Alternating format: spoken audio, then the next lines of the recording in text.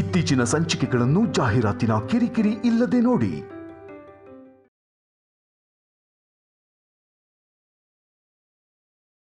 ನನ್ನ original character ತೋರಿಸ್ತೆ ಅಂದ್ರೆ ತಡ್ಕೊಳ್ಳೋದಿಲ್ಲ.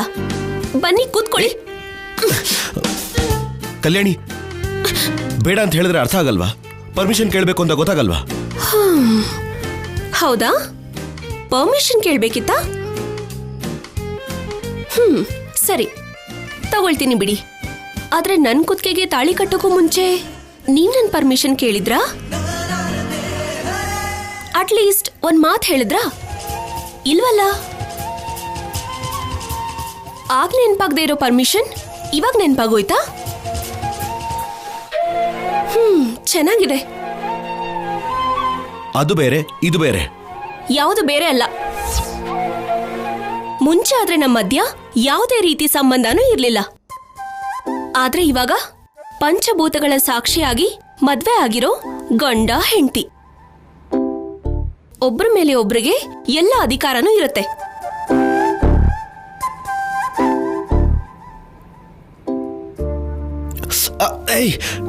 ಅಮ್ಮ,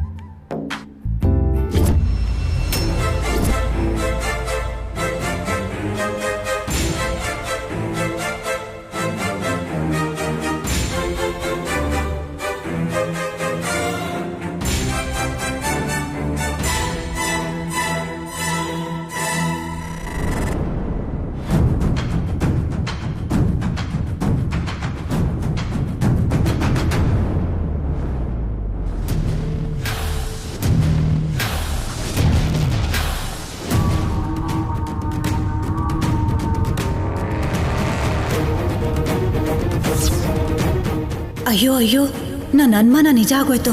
ಒಂದೇ ಕ್ಷಣದಲ್ಲಿ ಅವನ ಮನಸ್ಸನ್ನೇ ಬದಲಾಯಿಸ್ಬಿಟ್ಟಿದ್ದಾಳೆ. ಇದನ್ನ ಹೇಗಾದ್ರೂ ಮಾಡಿ ತಡಿಬೇಕು.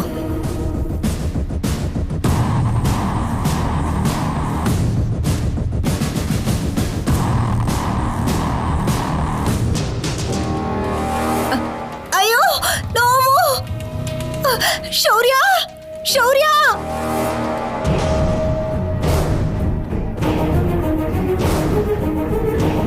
ಶೌರ್ಯ, ಅಯ್ಯೋ ಶೌರ್ಯ, ನೋವು ಕಣೋ, ನೋವು. ಅಯ್ಯೋ ಶೌರ್ಯ, ಅಯ್ಯೋ ತಡ್ಕೊಳಕ್ಕಾಗ್ತಾ ಇಲ್ಲ. ಅಮ್ಮ, ಏನಾಯ್ತಮ್ಮ? ಯಾಕೆ ಹಾಕಿರ್ಚ್ಕೊಂಡೆ? ಸಹಿಸ್ಕೊಳಕ್ಕಾಗ್ತಿರೋಷ್ಟು ನೋವಾಗ್ತಿದೆ ಕಣೋ. ನೋವು ಕಮ್ಮಿ ಆಗಿದೆಯಲ್ಲ ಅಂತ ಅನ್ಕೊಂಡೆ. ಆವಾಗ್ಲೇ ಕಲ್ಯಾಣಿಗೆ ಆಯಿಂಟ್ಮೆಂಟ್ ಹಚ್ಚು ಅಂದಿದ್ದಕ್ಕೆ ಗಟ್ಟಿಯಾಗಿ ಹಚ್ಬಿಟ್ಲು ಕಣೋ. ಮತ್ತೆ ನೋವು ಜಾಸ್ತಿ ಆಗೋಯ್ತು ಕಣೋ. ಅಯ್ಯೋ ಅಮ್ಮ. ನಾನ್ ನಿಧಾನವಾಗಿ ಹಚ್ತೆ ಆಫೀಸರ್. Shut up. ನಾನು ಹಚ್ತೀನಿ ರಮ್ಮ. ನನಗೆ ಹೇಳ್ಬೇಕು ತಾನೆ, ನಾನೇ ಹಚ್ತಿದ್ದೆ. ಮೊದ್ಲೇ ನೀನ್ ಡ್ಯೂಟಿಯಿಂದ ಸುಸ್ತಾಗಿ ಬಂದಿರ್ತೀಯ ಅಂತ ನಾನು ನಿನಗೆ ಹೇಳಲಿಲ್ಲ ಕಂದ.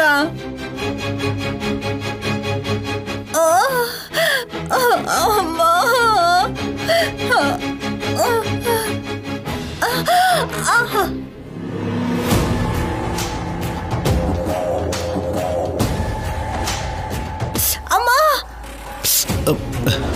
ಸ್ವಲ್ಪ ನೋವು ತಡ್ಕೊಳಮ್ಮ.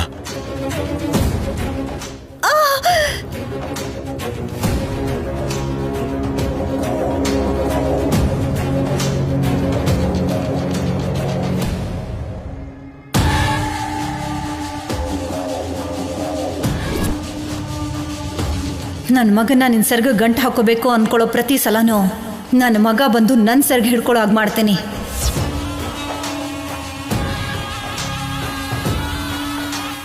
ಶೌರ್ಯ ನಾನು ಹಾಕಿರೋ ಗೆರೆನ ದಾಟಲ್ಲ. ಹೇಗಿದೆ ನನ್ನ ಪ್ಲಾನ್? ಬೆಕ್ಕಿಗೂ ನಾಯಿಗೂ ವೈರತ್ವ ಯಾಕೆ ಅಂದರೆ ಏನು ಹೇಳೋದು? ಜಾತಿ ಲಕ್ಷಣ. ಇದು ಅಷ್ಟೇ.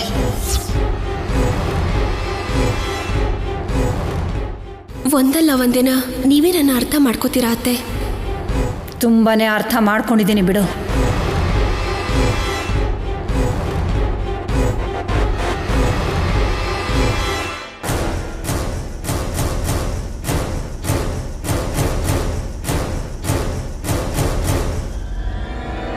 ಇವಾಗ ಹೇಗಿದ್ಯಮ್ಮ?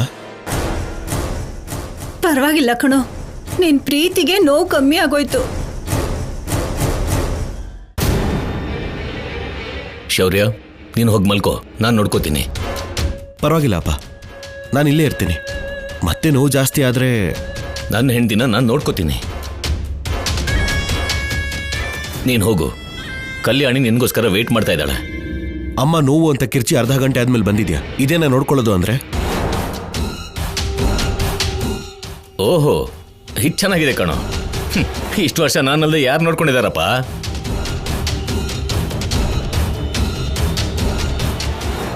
ಹೋಗು, ನಿನ್ನ ಮಗನ್ನ ಹೆಂಡತಿನ ಪ್ರೀತಿಯಿಂದ ನೋಡ್ಕೋ. ಏನ್ರಿ ಅವ್ನು ಇರ್ತೀನಿ ಅಂತಿದ್ದಾನೆ, ಇರೋದಕ್ ಬಿಡುತ್ತಾನೆ? ರಾತ್ರಿ ಎಲ್ಲ ನಿನ್ನ ಹತ್ರ ಜಾಗರಣೆ ಮಾಡಿದ್ರೆ ನಾಳೆ ಅವನ್ ಡ್ಯೂಟಿಗೆ ಹೋದಾಗೇನೆ. ಶೌರ್ಯ, ನೀನು ಹೋಗು. ಅದು ಸರಿ ಅಮ್ಮ, ಹುಷಾರು.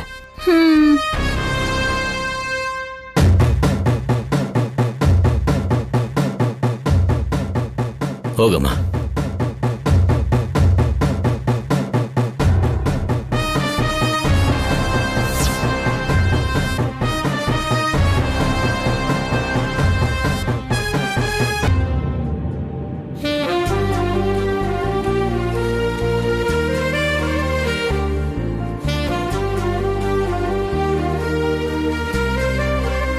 ಏನ್ ಬಾಲಾಜಿ ಇದೆಲ್ಲ?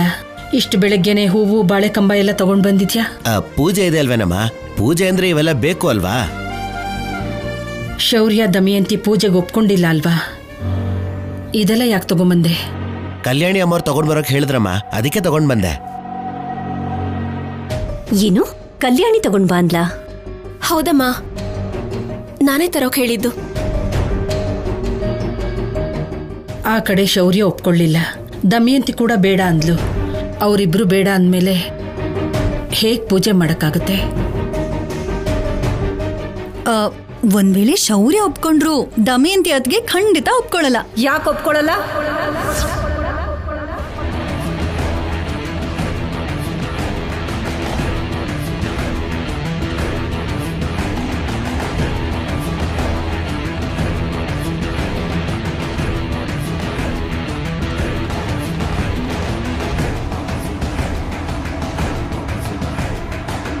ಅಂದ್ರೆ ನೀವು ಒಪ್ಕೊಂಡ್ಬಿಟ್ರ ಅದ್ಗೆ? ಒಪ್ಕೊಳ್ದೆ ಇರೋಕ್ಕಾಗತ್ತಾ? ಖುಷಿನಲ್ಲಿ ನಾನು ಹಾಕಿದ 4 ಹೆಜ್ಜೆ ಕಲ್ಯಾಣಿ ಫೋನಲ್ಲಿ ಸಿಕ್ಕಾಕೊಂಡಿದೆ.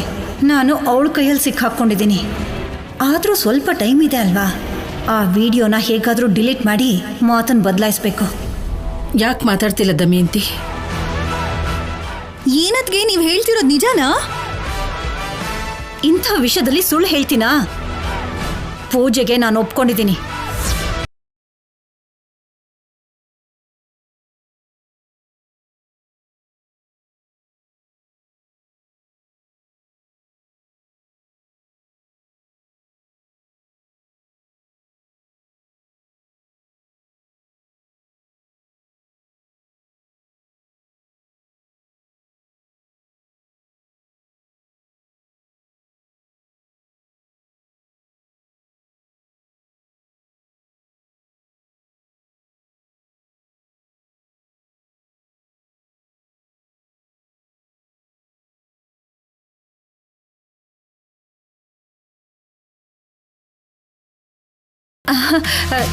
ಇನ್ಯಾರೋ ಆ ಗಿರಿಜಾದೇವಿನೇ.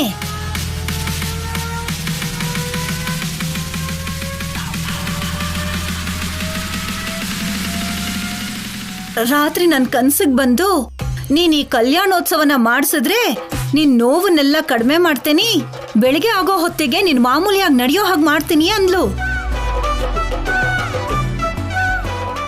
ಅಮ್ಮನವ್ರು ಕೇಳಿದ್ಮೇಲೆ ಆಗಲ್ಲ ಅಂತ ಹೇಳಕ್ಕಾಗತ್ತಾ? ಆಗತ್ತೆ ಅಂದೆ ಅಷ್ಟೇ. ಬೆಳಿಗ್ಗೆ ನಿದ್ದೆಯಿಂದ ಹೇಳ್ತಿದ್ದ ಹಾಗೆ ನೋವೆಲ್ಲ ಮಾಯ ಆಗೋಗಿದೆ. ನೋಡು, ನಾನಿವಾಗ ಕುಂಡ್ಕೊಂಡು ನಡೀತಿಲ್ಲ, ಮಾಮೂಲಿಯಾಗಿ ನಡೀತಿದ್ದೀನಿ.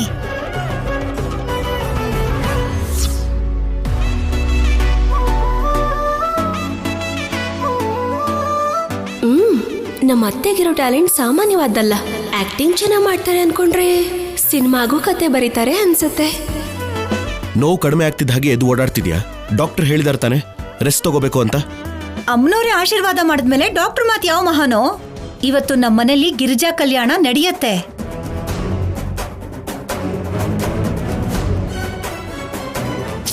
ಅಮ್ಮ, ನನ್ನ ಮಾತು ಕೇಳು, ನೀನ್ ರೆಸ್ಟ್ ತಗೋ. ಸಾಕ್ ಸುಮ್ನೆ ಇರೋ. ಪೂಜೆ ಮಾಡಿಸ್ತೀನಿ ಅಂತ ಅಮ್ಮನವ್ರಿಗೆ ಮಾತು ಕೊಟ್ಟಿದ್ದೀನಿ. ಮಾತಿಗೆ ತಪ್ಪಿದ್ರೆ ಸಿನಿಮಾ ತೋರಿಸ್ಬಿಡ್ತಾಳೆ.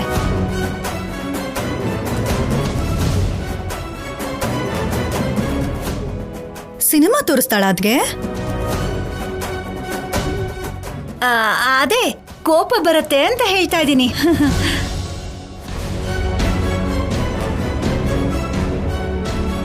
ಉಪವಾಸ ಇರಬೇಕು ಕಲ್ಯಾಣಿ. ನಾನು ಇರ್ತೀನಿ ಅಜ್ಜಿ. ಬರೀ ಉಪವಾಸನೇ ಅಲ್ಲ, ಮೆಣಸಿನ್ಕಾಯಿ ಪೊಂಗಲ್ ಮಾಡಬೇಕು, ಮೆಣಸಿನ್ಕಾಯಿ ಸಾರು ಮಾಡಬೇಕು.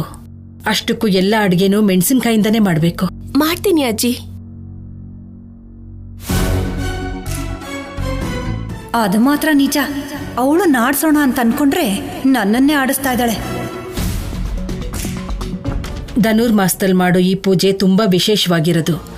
ಎಲ್ಲೂ ಯಾವುದೇ ತಪ್ಪಾಗ್ದಿರೋ ಹಾಗೆ ಏರ್ಪಾಡೆಲ್ಲ ಮಾಡಿ. ಈ ಗಿರಿಜಾ ಕಲ್ಯಾಣದ ಬಗ್ಗೆ ನಿಮ್ಗೆ ಯಾರಿಗಾದ್ರೂ ಗೊತ್ತಿದ್ಯಾ? ಗೊತ್ತಿಲ್ಲ ಅಜ್ಜಿ. ನೀವ್ ಹೇಳಿದ್ಮೇಲೆ ಮೊದಲನೇ ಸಲ ಗಿರಿಜಾ ಕಲ್ಯಾಣದ ಬಗ್ಗೆ ಕೇಳ್ತಾ ಇರೋದು.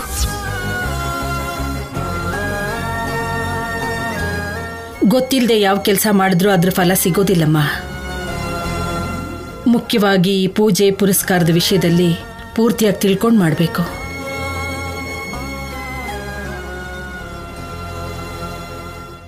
ಗಿರ್ಜಾದೇವಿ ಕಲ್ಯಾಣ ಅನ್ನೋದು ಪವಿತ್ರವಾಗಿ ಮಾಡಬೇಕಾಗಿರೋ ಕಾರ್ಯಕ್ರಮ. ನಿನ್ನೆವರೆಗೂ ದಮಯಂತಿ ಒಪ್ಕೊಳ್ದೇ ಇರೋದಕ್ಕೆ ಸಿದ್ಧತೆಗಳನ್ನ ಸರಿಯಾಗಿ ಮಾಡಲಿಲ್ಲ. ಆದರೂ ಸರಿ, ಮಾಡಬೇಕಾಗಿರೋದನ್ನ ಭಕ್ತಿಯಿಂದ ಮಾಡಬೇಕು. ಯಾಕಂದ್ರೆ ಇದು ಅಮ್ಮನವ್ರಿಗೆ ಮಾಡ್ತಿರೋ ಕಲ್ಯಾಣ. ಧನುರ್ಮಾಸದಲ್ಲಿ ಶಿವನಿಗೆ ಮಾಡೋ ವಿಶೇಷವಾದ ಪೂಜೆ ಇದು.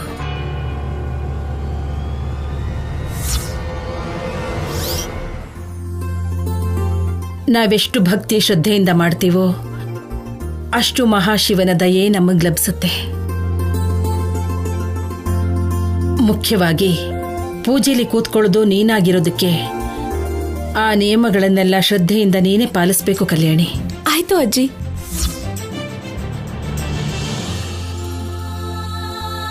ಹಾಗೆ ಪವಿತ್ರವಾದ ಗೋವಿನ ಗಂಜಲದಿಂದ ಮನೆ ಮುಂದೆ ಸಾರಿಸ್ಬೇಕು. ಹಾಗೇನೆ ರಂಗೋಲಿ ಹಾಕಿ ಹೂವಿಂದ ಅಲಂಕಾರ ಮಾಡಬೇಕು.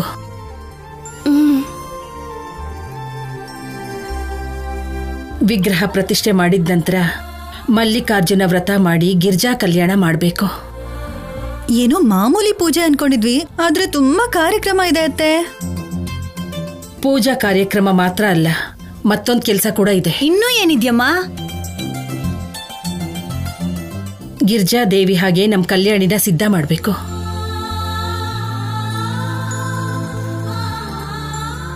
ಯಾವುದೋ ಚಿಕ್ಕ ಪೂಜೆ ಇರಬೇಕು ಅಂತ ಒಪ್ಕೊಂಡೆ, ಆದ್ರೆ ಇದು ತುಂಬಾ ದೊಡ್ಡ ಕಾರ್ಯಕ್ರಮನೇ. ಇದನ್ನ ತಡೆಯಕ್ಕಾಗ್ದಿರೋ ಹಾಗೆ ನನ್ನ ಕಾಲಿಗೆ ನನ್ನ ಕಾಲನ್ನೇ ಅಡ್ಡ ಇಟ್ಕೊಂಡಿದ್ದೀನಿ. ಏನೋ ಪೂಜೆ ಅಂದ್ರಲ್ಲ ಅಂತ 4 ಹಣ್ಣು ಹೂವು ತಂದಿದ್ದೀನಿ. ನೀವು ಹೇಳಿರೋ ಪ್ರಕಾರ ಮಾಡಬೇಕು ಅಂದ್ರೆ ಇದೆಲ್ಲ ಯಾವ ಮೂಲೆಗೂ ಸಾಕಾಗಲ್ಲ ಅಮ್ಮ. ಅದಕ್ಕೆ ಏನಾದರೂ ಮಾಡೋದಕ್ಕೆ ಮುಂಚೆ ಅದ್ರ ಬಗ್ಗೆ ಪೂರ್ತಿಯಾಗಿ ತಿಳ್ಕೋಬೇಕು. ಜೊತೆಗೆ ಇವತ್ತೇ ಮಾಡಿದ್ರೆ ತುಂಬಾ ಒಳ್ಳೇದು. ನಡೀರಿ, ಬೇಗ ಬೇಕಾಗಿರೋ ಏರ್ಪಾಡೆಲ್ಲ ಮಾಡೋಣ. ನಡೀರಿ. ಹಾಗೆ ಆಗ್ಲಮ್ಮ. ಬನ್ನಿ.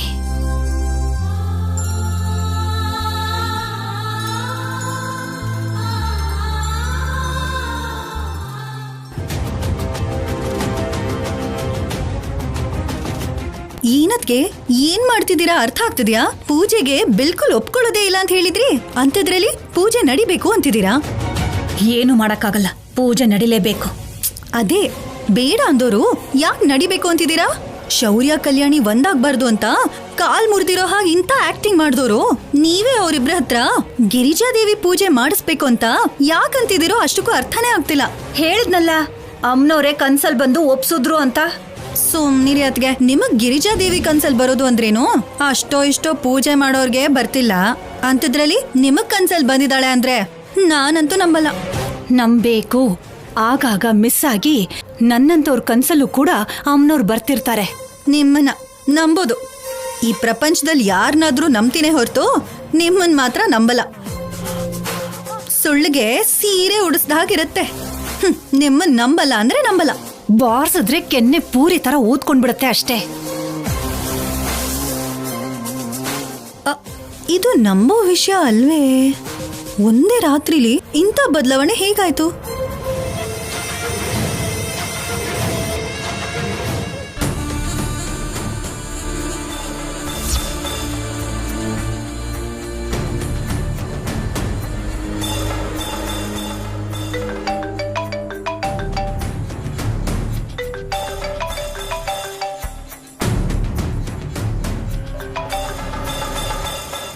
ಹಲೋ ಅಮ್ಮ. ಬುದ್ಧಿ ಇದೆಯಾ ನಿನ್ಗೆ? ಮನುಷ್ಯಲ ನೀನು? ತಾಯಿ ಯಾವ ಪರಿಸ್ಥಿತಿಲಿ ಹೇಗಿದ್ದಾಳೆ ಅನ್ನೋದು ಕೂಡ ನಿನಗ್ ಬೇಡ. ನಿನಗ್ ಬೇಕಾದಾಗ ಫೋನ್ ಮಾಡ್ತೀಯ. ಇವಾಗ ಏನ್ ಬೇಕು ನಿನ್ಗೆ? ಏನಮ್ಮ ಹಾಗಂತೀಯ? ನಿನ್ ಪಾಡಿಗೆ ನೀನ್ ಹೇಳೋದೇನಾ? ನಾನ್ ಹೇಳೋದ್ ಸ್ವಲ್ಪ ಕೂಡ ಕೇಳಲ್ವಾ? ಏನ್ ಹೇಳ್ತೀಯ? ಹೋಗ್ಲಿ, ನಿನ್ ತಮ್ಮ ನನ್ನ ಹತ್ರ ಬಂದಿದ್ದಾನೆ ಅನ್ನೋ ವಿಷಯನಾದ್ರೂ ಗೊತ್ತಾ? ಏನಮ್ಮ, ಸಿದ್ದು ನಿನ್ನ ಹತ್ರ ಬಂದಿದ್ದಾನಾ? ಚಿಕ್ಕಮ್ಮ, ಅಲ್ಲಿ ಪರಿಸ್ಥಿತಿ ಹೇಗಿದೆ? ಸಂಪದ, ನೀನು ಕೂಡ ಅಲ್ಲೇ ಇದೆಯಾ?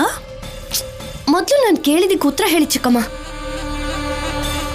ತುಂಬಾ ಜಗಳ ಆಗ್ತಾ ಇದೆ. ಕಲ್ಯಾಣಿಗೆ ದಮಯಂತಿ ತುಂಬಾ ಹಿಂಸೆ ಕೊಡ್ತಿದ್ದಾರೆ ಅಂತ ಹೇಳಿದ್ರಂತೆ.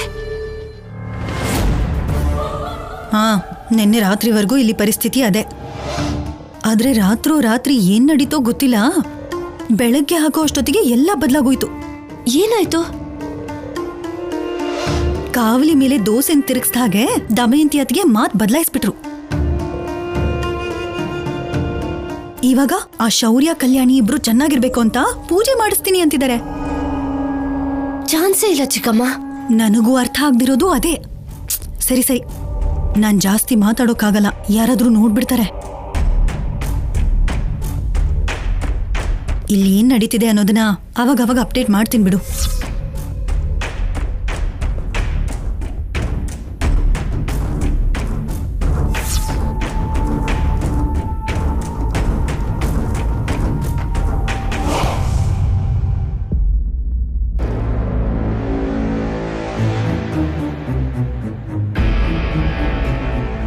ಏ ಸಿದ್ದು, ಯಾಕೋ ನಿನ್ಗೆ ಕರ್ಮ ಇಲ್ಲ?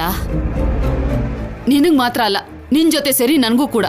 ನಿನ್ಗೆ ಎಷ್ಟು ಹೇಳಿದ್ರು ಕೇಳಿಸ್ಕೊಳ್ಳೋದು ಇಲ್ಲ, ಅರ್ಥನೂ ಆಗಲ್ಲ.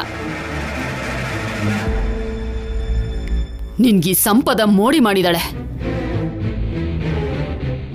ಈಗ್ಲೂ ಕಾಲ ಮಿಂಚಿಲ್ಲ ಸಿದ್ದು. ನನ್ ಮಾತ್ ಕೇಳು, ಇವಳನ್ನ ಬಿಟ್ಬಿಡು. ಆ ಶೌರ್ಯನ್ಗೆ ಈ ದರಿದ್ರನ ಒಪ್ಪಿಸ್ಬಿಡು. ನೀನು ಒಳ್ಳೆ ಹುಡುಗಿನ ನೋಡಿ ಮದ್ವೆ ಮಾಡ್ಕೊಳ್ಳೋ. ಅಮ್ಮ, ಈ ಜೀವನಕ್ಕೆ ಸಾವಾದ್ರೂ ಬದುಕಾದ್ರೂ ಸಂಪದ ಜೊತೆನೆ. ಇದನ್ನ ನಾನು ಯಾವಾಗ್ಲೂ ಫಿಕ್ಸ್ ಆಗಿದ್ದೀನಿ. ನಿನಗ್ ಕೂಡ ಹೇಳ್ತಾ ಇದ್ದೀನಿ ಕೇಳು. ನಾನು ಎಷ್ಟು ಪ್ರೀತಿಸ್ತಾ ಇದ್ದೀನೋ, ಸಂಪದ ಕೂಡ ನನ್ನ ಅಷ್ಟೇ ಪ್ರೀತಿಸ್ತಾ ಇದ್ದಾಳೆ. ಅವಳು ನನಗೋಸ್ಕರ ಹ್ಯಾಪಿ ಲೈಫ್ನ ಹೆತ್ ಮಗುನೂ ಬಿಟ್ಟು ಬಂದಿದ್ದಾಳಮ್ಮ. ಒಂದೇ ಮಾತಲ್ಲಿ ಹೇಳಬೇಕು ಅಂದ್ರೆ ನನಗೋಸ್ಕರ ತನ್ನ ಲೈಫ್ನೇ ತ್ಯಾಗ ಮಾಡಿದಾಳಮ್ಮ. ಇನ್ಯಾವತ್ತೂ ಹೀಗೆ ಅನ್ಬೇಡ. ನನಗ್ ನೋವಾಗ್ತಿರೋದು ನಿನ್ ಜೀವನದ ಬಗ್ಗೆ ಕಣೋ. ಅಷ್ಟು ನೋವಿರೋದಾದ್ರೆ 2 ಕೋಟಿ ದುಡ್ಡು ಕೊಡು. 2 ಕೋಟಿನಾ? ಹೋಗ್ಲಿ ಕೋಟಿ ಕೊಡಲ್ಲ ಅಲ್ವಾ? ನಿನಗೆ ಮನ್ಸು ಬರಲ್ವಲ್ಲ?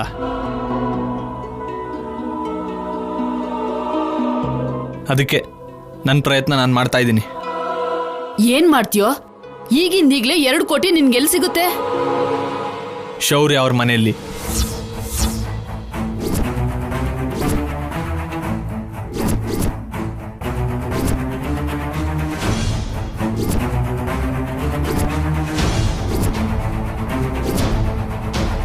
ಸಿದ್ದು, ಏನಂತಿದ್ಯಾ? ಯೋಚನೆ ಮಾಡಿ ನಿರ್ಧಾರಕ್ಕೆ ಬಂದಿದ್ಯಾ? ಹೌದು ಸ್ಯಾಮ್.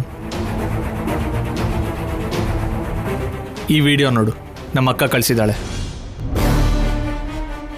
ಧನುರ್ಮಾಸದಲ್ಲಿ ಮಾಡೋ ಈ ಪೂಜೆ ತುಂಬಾ ವಿಶೇಷವಾಗಿರೋದು. ಎಲ್ಲೂ ಯಾವುದೇ ತಪ್ಪಾಗ್ದಿರೋ ಹಾಗೆ ಏರ್ಪಾಡೆಲ್ಲ ಮಾಡಿ.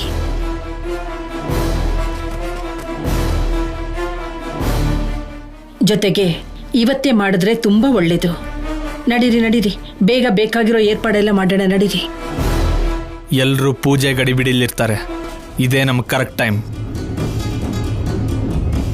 ಹೇಗಾದರೂ ನಾವು ಮನೆ ಒಳಗಡೆ ಹೋದರೆ ಸಾಕು. ಕರೆಕ್ಟ್ ಟೈಮ್ ನೋಡಿಕೊಂಡು ಸಿಕ್ಕಷ್ಟು ದೋಚ್ಕೊಂಡು ಬರ್ಬೋದು. ನಾವ್ ಅನ್ಕೊಂಡಿರೋಷ್ಟು ಈಸಿ ಅಲ್ಲ ಸಿದ್ದು. ಪ್ರಯತ್ನ ಶುರು ಮಾಡ್ದೇನೆ ಸೋಲಿನ ಬಗ್ಗೆ ಯೋಚನೆ ಮಾಡೋದು ಅವಿವೇಕ ಸ್ಯಾಮ್. ಏಯ್, ಹೋಗಿ ಹೋಗಿ ಹುಲಿ ಬಾಯಿಗೆ ತಲೆ ಕೊಡ್ತೀನಿ ಅಂತಿದ್ಯಲ್ಲೋ. ನಾನು ಸಂಪದ ಎಲ್ಲಿಗಾದ್ರೂ ಹೋಗಿ ಹ್ಯಾಪಿಯಾಗಿ ಬದುಕಬೇಕು ಅಂದ್ರೆ ಈ ರಿಸ್ಕ್ ತಪ್ಪಲ್ಲ ಅಮ್ಮ. ನಿನಗೆ ನಮ್ಮ ಮೇಲೆ ಪ್ರೀತಿ ಇದ್ರೆ ದುಡ್ಡು ಕೊಡು, ಇಲ್ಲ ಅಂದ್ರೆ ನಮ್ಮ ಕೆಲ್ಸಕ್ಕೆ ಅಡ್ಡ ಬರಬೇಡ. ಏನಾದ್ರೂ ಹೆಚ್ಚು ಕಡಿಮೆ ಆದ್ರೆ ಶೌರ್ಯ ಸಾಯಿಸ್ಬಿಡ್ತಾನೆ. ಸಿದ್ದು, ಶೌರ್ಯ ನಮ್ಮನ್ನ ಗುರ್ತು ಹಿಡಿದೆ ಹೇಗಿರ್ತಾನೆ? ಗುರ್ತು ಹಿಡಿಯೋ ಹಾಗೆ ನಾವು ಯಾಕೆ ಹೋಗ್ತೀವಿ ಸ್ಯಾಮ್? ಯಾವುದೋ ಒಂದು ಲೂಪ್ ಹೋಲ್ ಸಿಗದೆ ಇರಲ್ಲ.